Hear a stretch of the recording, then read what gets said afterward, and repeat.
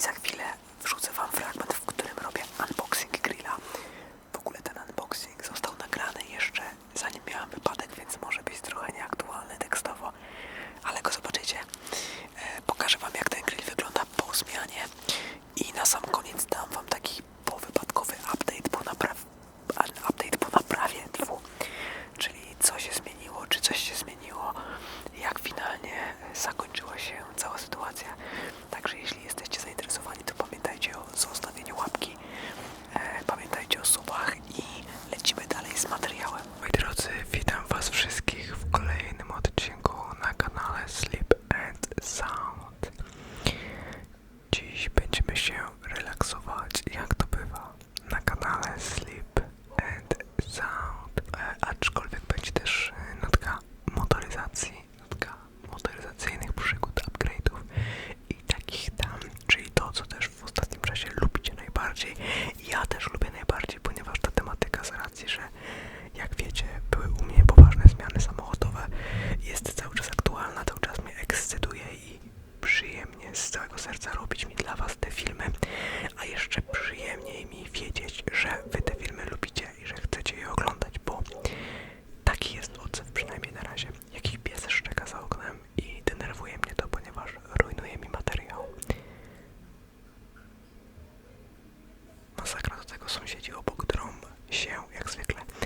Ale to nic, bo ja mam gumę i zaraz nie zawaham się jej użyć, żeby wszystkich zagłuszyć dookoła.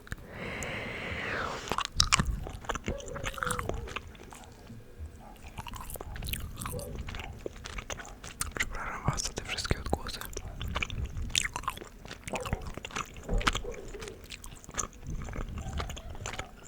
Normalnie odgłosy jak na wsi, na zewnątrz, jak przyjeżdża listonosz. Ja się nie śmieję, bo długi czas w młodości mieszkałem na wsi, także straszne warunki do nagrywania. Ale no cóż, warunków się nie wybiera, szczególnie jak się mieszka w bloku. Okej, chyba zamilkły. Miejmy nadzieję, że już na stałe. No. Także mogę się w końcu skoncentrować. O czym to ja, o czym? Słuchajcie, moi drodzy, zanim przejdziemy do odcinka, pamiętajcie standardowo o lajku, bo to jest taka formuła, o której warto przypominać, ale sam zauważyłem ostatnio, że jak oglądam film i jakiś youtuber przypomni o tym lajku, to ja zawsze od razu daję tego lajka. Ja też rozumiem ten ból youtubowania. Wiem, jak lajki są ważne, a chciałem wam powiedzieć, że przyszedł do mnie święty Mikołaj w tym roku. Mamy grudzień, chociaż nie wiem jeszcze, kiedy ten materiał wyemituję, ale mamy grudzień i moi drodzy, chyba byłem grzeczny, ponieważ dostałem coś okrutnie ładnego, okrutnie przyjemnego, co zaraz wam pokażę, a nawet powiem więcej, co zaraz sobie wraz z wami rozpakuję. Więc bez zbędnego przedłużania dajcie mi chwilkę, a ja sięgam po ten cudowny prezent, po ten cudowny pakunek. Pakunek już jest troszkę odtworzony oczywiście. Musiałam sprawdzić, czy towar zgadza się, czy nie jest rozbity i tak dalej.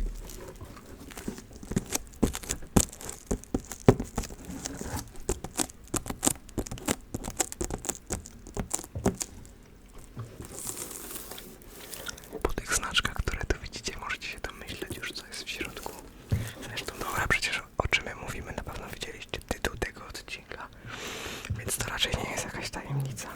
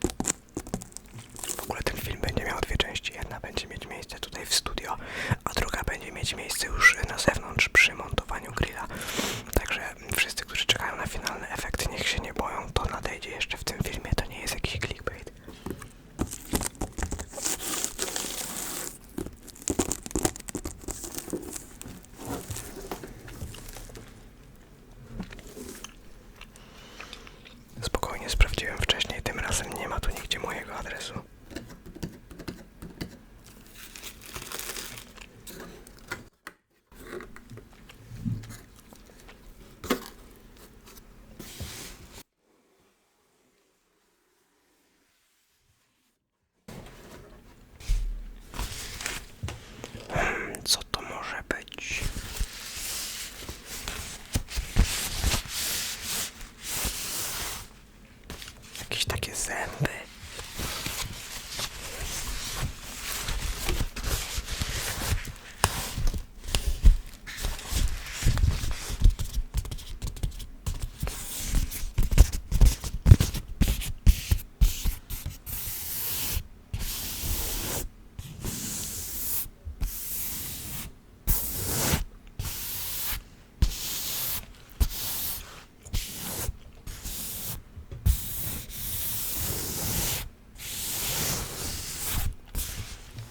Chyba pora wyciągnąć to z tego opakowania.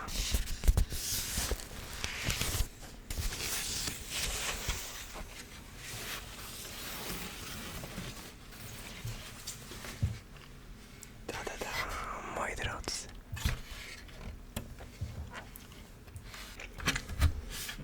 Dobra, teraz wam to pokażę. Tak to wygląda. No jest to takie troszkę w stylu Black Piano, więc na pewno będzie się mocno rysowało. Co gorsza, wydaje mi się, że na tym czarnym tle niestety nie będzie ten grill tak dobrze widoczny. No ale cóż, zobaczycie go później w innej scenerii już na samochodzie, więc niczym się nie przejmujcie.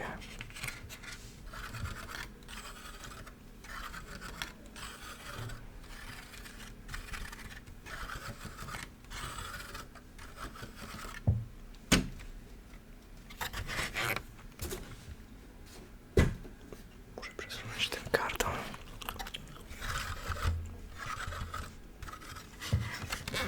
Zwróćcie uwagę, jak on jest fajnie zbudowany. Tutaj ma te przejścia u dołu. Takie wiecie, kratkowe, które są totalnie na zewnątrz. Więc ma miejsce na taką jeszcze klasyczną chłodnicę. Natomiast już u góry jest zabudowany trochę przypominając te elektryki. Oczywiście elektryki mają w pełni zabudowany grill i no nie ma tam tej magii. Natomiast ta funkcja, jakby nie patrzeć, jest bardzo dobra, ponieważ woda, która pada bezpośrednio z góry, nie dostaje się od razu bezpośrednio do kabiny silnika, do komory silnika.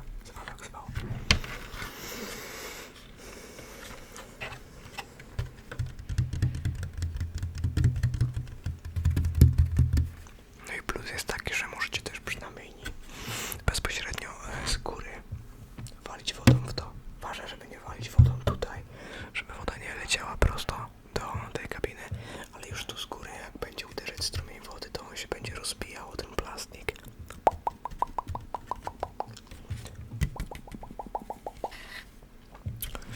I jakby minimalizujecie ryzyko, że po prostu zbędne ilości wody dostaną się pod maskę po prostu.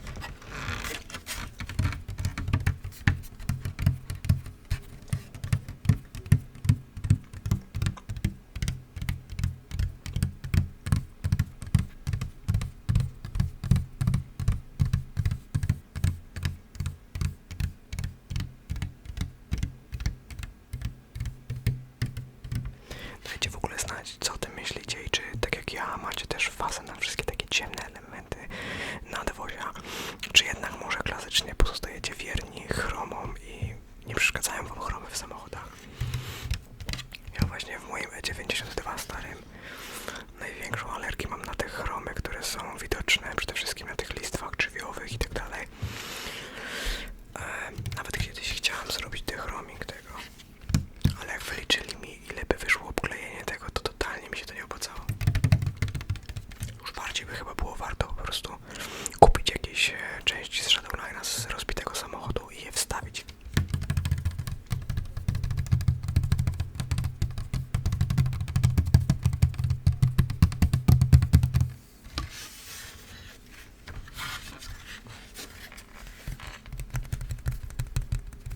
Śmiesznie na środku ma zupełnie inny dźwięk.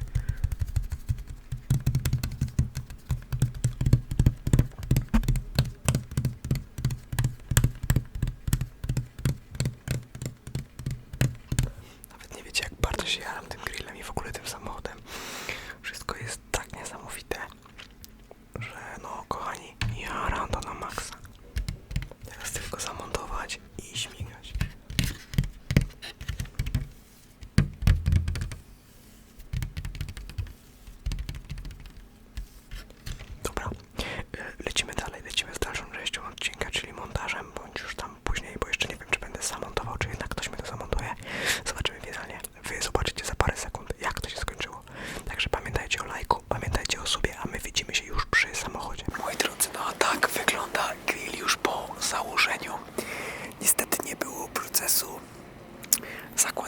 na ekranie, ponieważ, no, tak jak pamiętacie, samochód znalazł się w warsztacie i pomyślałem sobie, że skoro już tam jest, to zlecę od razu założenie tego, żeby to było szybkie i bezproblemowe. Też powiem wam, że miałem ostatnio po całej tej akcji dość takich problemów związanych z autem i gdybym na przykład odzyskał samochód, a później przy mojej nieudolnej próbie założenia tego grilla znowu coś zniszczył, to bym chyba sobie tego nie wybaczył, więc oddałem to specjalistom. Natomiast nowy grill wygląda w ten sposób. Już wam pokazuję. Spójrzcie. Jest co prawda troszkę brudny, bo już jeszcze parę dni. No jest oczywiście plastik. Te zasuwy jakoś się chyba odsuwają w trakcie jazdy, a normalnie są zasunięte. To też robi fajny efekt. Mam wrażenie, że cała fura jest taka bardziej agresywna.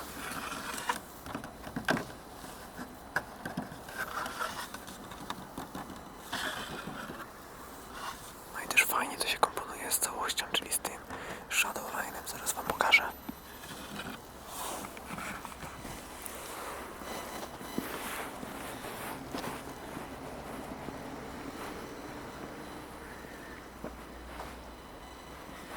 Jak dla mnie jest petarda. Dobra, więc tak wygląda update grillowy. A teraz lecimy na update ponaprawowy, ale muszę zmienić lokalizację, bo jak widzicie jestem pod słupem wysokiego napięcia i cały czas słyszę, jak mi ściąga, także widzimy się za moment. No i już jestem w środku, tu jest trochę ciszej, trochę spokojniej i nie ma przede wszystkim właśnie tego słupa wysokiego napięcia, który ściągał mi dziwne drgania na ten mikrofon, ponieważ upewniłem się, że telefon jest cały czas w trybie samolotowym, a nadal słyszałem jakieś ściągnięcia i no, wszystko wskazywało na to, że był to ten słup, bo jak słyszycie, w samochodzie nie ma żadnych takich mechanizmów, które tym razem by ten dźwięk tutaj psuły. W każdym razie, jak widzicie, jestem we wnętrzu, jest przyjemnie ciepło. Mogę wam teraz opowiedzieć co nieco na temat tego, jak ma się sytuacja.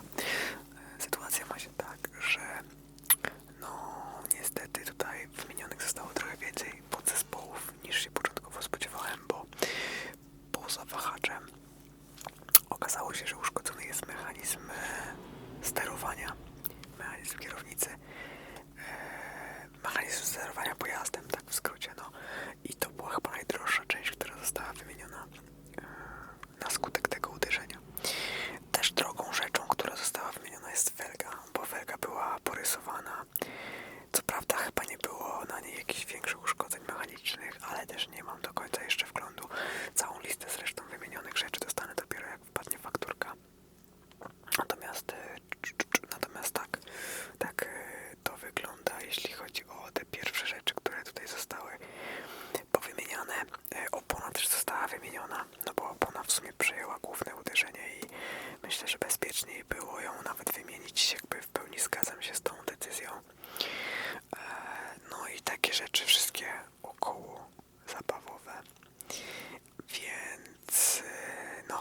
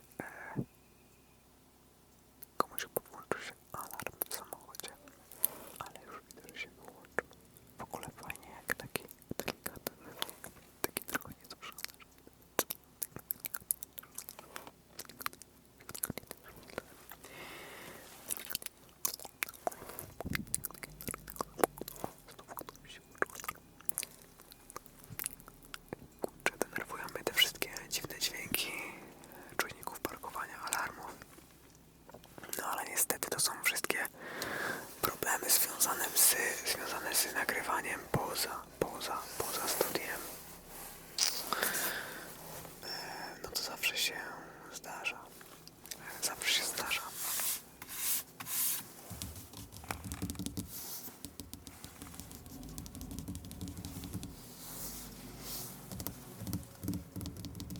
Najważniejsze w tym wszystkim jest konkluzja. Konkluzja jest taka, że samochód jeździ praktycznie tak jak przed wypadkiem.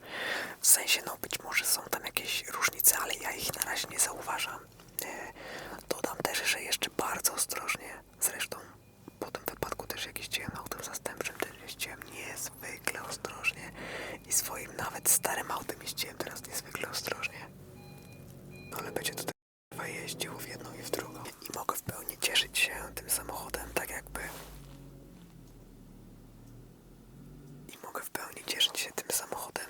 nic się złego nie wydarzyło. No głównie o to mi chodziło, bo powiem wam, że nawet gdybym musiał za to zapłacić z własnej kieszeni, no byłoby to wiadomo ciężkie. Ale mimo wszystko, no... Wyobraźcie sobie, że macie samochód świeżo po zakupie i nagle musicie się z nim pożegnać albo zdecydować się na naprawę po kosztach i później wiedzieć, że ten samochód już nie jest ten samochód, co przed incydentem. Byłoby to słabe. Dlatego jakby tutaj nie było żadnych kompromisów. Wiedziałem, że to musi być zrobione na częściach oryginalnych, zgodnie ze sztuką, tak żeby ta geometria, wszystko zostało zrobione raz i jeszcze sprawdzone 10 razy, żebym miał pewność, że samochód będzie hulał.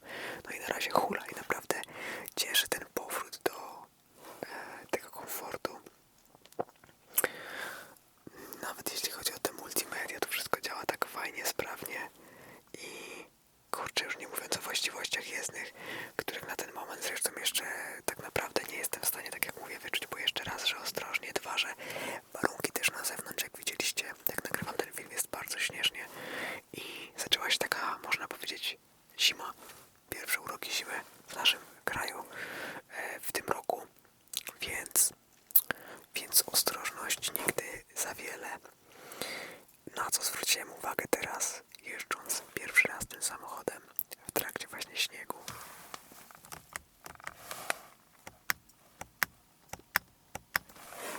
Nie mogłem się powstrzymać, musiałem zrobić ten dźwięk.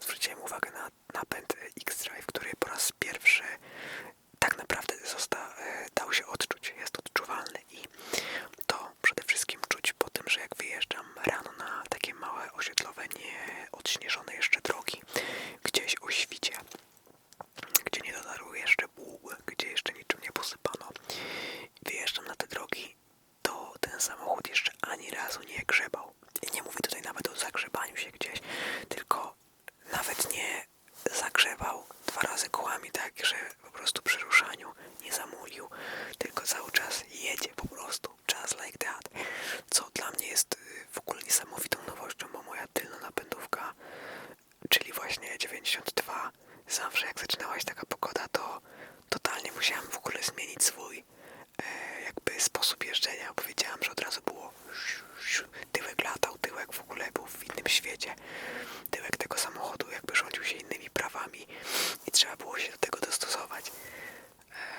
Miało to swoje uroki, ale niestety też miało swoje przekleństwa. Tutaj po prostu auto jedzie.